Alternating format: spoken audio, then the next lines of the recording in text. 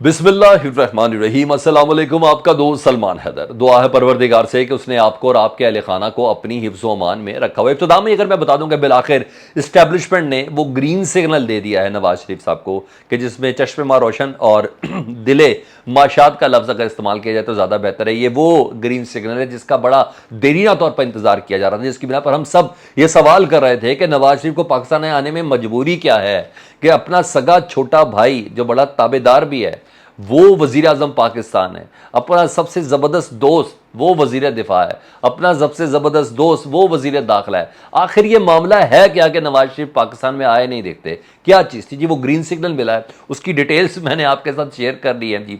दूसरा, इसके अलावा नवाज शरीफ साहब की जो कहते हैं बाकायदा तौर पर उनका जो प्लान है वो जिस तरीके से लीक हुआ है उसकी कुछ डिटेल्स है मेरे पास। असद उमर को लॉन्च किया गया है। ओह यस, ये बड़ी ज़बरदस्त खबर है और मैं आपके सामने एविडेंस रखूंगा कि असद उमर को रात को कैसे लॉन्च किया गया इमरान खान साहब के खिलाफ। वो माइनस इमरान खान साहब की बात करते मेरा यकीन नहीं आ रहा ना? जी हाँ, मैं आपके सामने रखूंगा। दीगर कुछ आम खबरें बहुत अहम तरीन और ये दिलचस्प किस्म का व्लॉग होने जा रहा है, तो इसको मुकम्मल आपने देखना, मिस नहीं करना। अच्छा लगे दिल को बाय तो चैनल सब्सक्राइब कर दें ताकि आने वाले वक्त में मेरा और आपका ये राब्ता बहाल रहे। तो दीगर खबरों से सबसे पहले आगाज़ करते हो पाकिस्तान इस्तेहकाम पार्टी। जी आपको पता है नई नई लॉन्च की गई इस्तेहकाम पाकिस्तान इस्टेब्लिशमेंट पार्टी जिसको आप कह लें तो वो ज़्यादा मुनासिब है। वो लॉन्च तो हो गई, ठीक है जी। अब जब वो लॉन्च हो गई तो आपने ये देखा कि उसके अंदर कुछ ऐसे रहनुमा भी मौजूद हैं जो मौजूदा हुकूमत की काबीना का हिस्सा हैं, ठीक है? नहीं यकीन आया?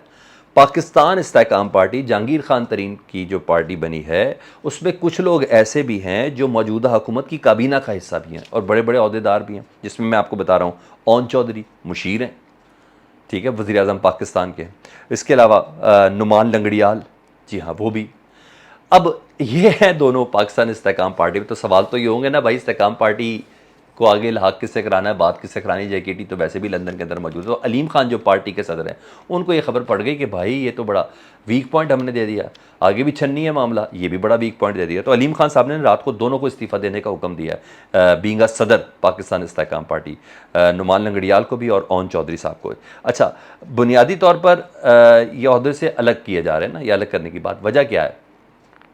ये इस हुकूमत का ना बोझ नहीं उठाना चाहते इस्तेहकाम पार्टी। ये बाद में इत्तेहाद तो इस हुकूमत के साथ करना चाहेगी लेकिन ये बोझ नहीं उठाना चाहती कि हुकूमत की ये जो मामलात, हुकूमत के इस्तेहकाम के मामलात, हुकूमत की प्लानिंग के मामलात, ये हवाई बजट के मामलात, ये महंगाई की चीज़ें, इनको अपने साथ नत्थी नहीं करना चाहती कि लोग ये ना कहें भाई आपके जो बंदे तकरीरें करें इस हुकूमत का हिस्सा भी तो थे। ये सेम वैसा ही है जब तहरीक दम एतमाद के वक्त इमरान खान साहब का तमाम पार्टियों ने साथ छोड़ा था। वो जिस तरह जरदारी साहब चल रहे थे, लेके चल रहे थे, MQM से लेके बलूचिस्तान की तमाम पार्टियाँ, ANP, जिस तरीके से ये सब चीज़ें चल रही थी, याद है? वो इमरान खान साहब का बोझ नहीं उठाने थे। वो चल चाहे इसके कि वो कॉलें शौलें अपनी जगह पे थी, चल वो भी अभी भी रही हैं, वो सब चीज़ें अभी। हमें तो अब तो कोई चीज़ जिसे कहते हैं ना, अब कैमोफ्लाज ही नहीं रही, अब हर चीज़ सामने नज़र भी हो रही है कि हाँ अच्छा ये हो रहा था उस वक्त।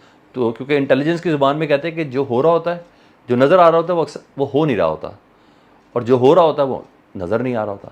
तो यही सब चीज़ें थी। तो ये अपने साथ किसी का टैग नहीं लगाना चाहते और है ये नूरा कुछ थी, बाद में इन्होंने मिल जाना इकट्ठे, मगर बहरहाल इस वक्त उन्होंने ये कदम उठाया। काजी फ़ाइज़ ईसा साहब हमेशा ये साबित करने में लगे रहते हैं कि मौजूदा जो चीफ़ जस्टिस हैं उमर अता बंदियाल साहब वो थोड़ा सा हट कर हैं और ये अपनी गेम के अंदर काजी फ़ाइज़ ईसा साहब कुछ नज़र आते हैं। बहुत सी ऐसी चीज़ें जो गैर ज़रूरी है कि उनको पास कर दिया जाए ना, तो ये भी शायद अदलिया के अहदेदारों का थोड़ा हुस्न ही होता है, उनकी थोड़ी इज़्ज़त और रिस्पेक्ट ही उसके अंदर बनती है। मगर नहीं, ऐसा नहीं है। वो ये साबित करते हैं कि चीफ़ जस्टिस मौजूदा है ना, वो असूलों पर नहीं चलते, वो ज़्यादा बासूल हैं। एक फ़र्द ने ख़त लिखा था, मैं नाम बताता हूँ, रियाजुल हसन गिलानी साहब, साबिक़ सदर मुल्तान बार के ना, और उन्होंने ख़त लिखा था कि अदालती तातीलात और अदालती इस्लाहात के ऊपर। तो काजी फ़ाइज़ साहब ने उनको ओपन जवाब दिया। उन्होंने कहा जब मैं आऊँगा ना बतौर चीफ जस्टिस तो इंसाफ का निज़ाम कायम करूँगा, यानी इस वक्त इंसाफ का निज़ाम कायम नहीं है। उन्होंने कहा जब मैं आऊँगा ना चीफ जस्टिस तो मैं बेंचेस का निज़ाम, उसकी तश्कील साफ़ और शफाफ करने की कोशिश करूँगा, यानी इस वक्त नहीं है। यानी तासुर दे रहे हैं जो इस वक्त हो रहा है वो ठीक नहीं हो रहा, जब मैं आऊँगा तो सब ठीक करूँगा और ये सारी चीज़ें बार के तामुन से करूँगा, यानी इस वक्त बार के तामुन से ये सारे काम हो भी नहीं रहे हैं। तो जस्टिस काजी फ़ाइज़ साहब कोई मौका जाने नहीं देते कि चीफ जस्टिस उमर अता बंदियाल के हवाले से कोई इस तरह तरह की कोई स्टेटमेंट दें कि जिसकी बिना पर यह लगे कि हाँ मेरे आने का इंतज़ार करो, मैं ये तमाम चीज़ें बेहतर करता हुआ नज़र आऊँगा। अब आ जाऊँ तो अहम जो मुझे स्टोरीज़ बहुत ज़्यादा अहम लगी, असद उमर की लॉन्चिंग की बिना पर, जो मैं जिसके बिना पर कह रहा हूँ, चीज़ें पकड़ी जाती हैं और इस तरीके से पकड़ी जाती है, पता चलता है कि एक बंदा लॉन्च है। असद उमर काशिफ अब्बासी साहब के रात के प्रोग्राम में थे, तो आमतौर पर ना इमरान खान साहब का नाम लेना गुनाह, आपको पता है, नाम नहीं ले सकते, तो या तो कासिम के अब्बा कह दिया जाता है, या शौकत खानम का बेटा कह दिया जाता है, या इमरान खान का जो भी नाम लेता है तो उस पर बीप लगती। कल बीप नहीं थी। काशिफ अब्बासी के प्रोग्राम में असद उमर जब जब गुफ्तगू कर रहे थे, इमरान खान इमरान खान इमरान खान करते, किसी किस्म की कोई बीप नहीं थी। वो इस वजह से क्योंकि वो इमरान खान का नाम नेगेटिव सेंस में ले रहे थे, जिसकी बिना पर किसी किस्म का कोई भी बीप नहीं लगी गई।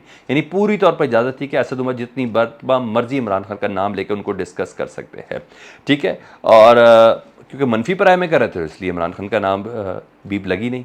और उन्होंने बाकायदा तौर पर तासुर ये दिया, उन्होंने कहा मैं माइनस की बात नहीं करा, लेकिन उन्होंने बहरहाल इमरान खान को माइनस करने की बात ज़रूर की है।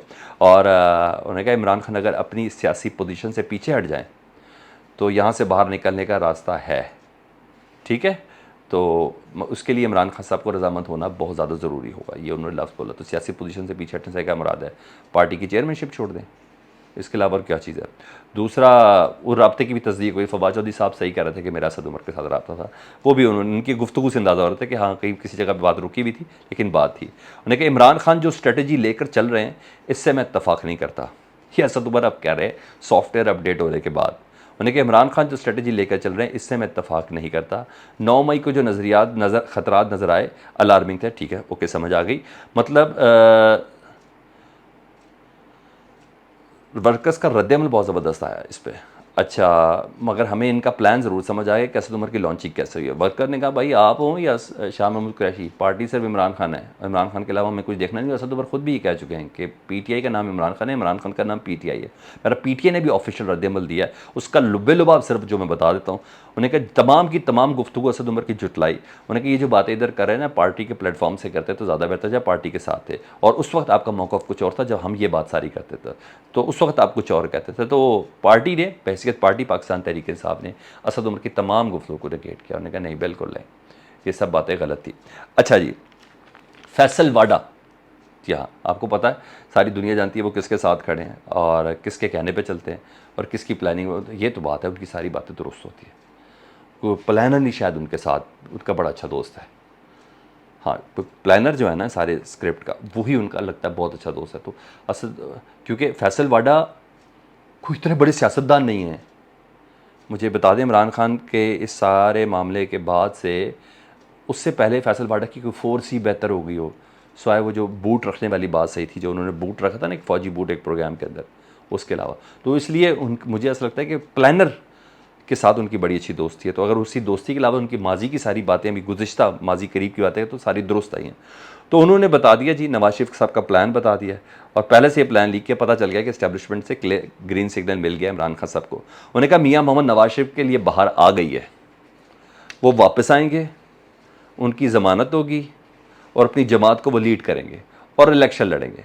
मतलब नवाज शरीफ साहब को इस्टेब्लिशमेंट ने ग्रीन सिग्नल दे दिया और इमरान खान साहब के लिए इस्टेब्लिशमेंट ने रेड सिग्नल दिया है। उनको ग्रीन सिग्नल दिया है, इसलिए वो वापस आ रहे हैं, जितना मैं इसको देता हूँ।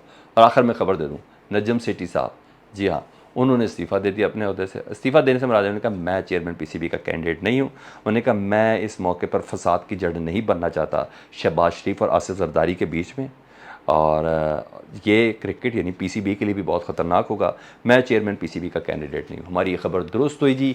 चेयरमैन नादरा की बली के बदले पीपल्स पार्टी ने नून लीग का चेयरमैन पीसीबी मांगा था, उसका सर मांगा था, वो सर देने पर राज़ी हो गए जी। और अब ज़का अशरफ साहब 1 जुलाई से चेयरमैन पीसीबी यस होने जा रहे हैं। ख़त्म हो गई बात। यही हमारी खबर थी।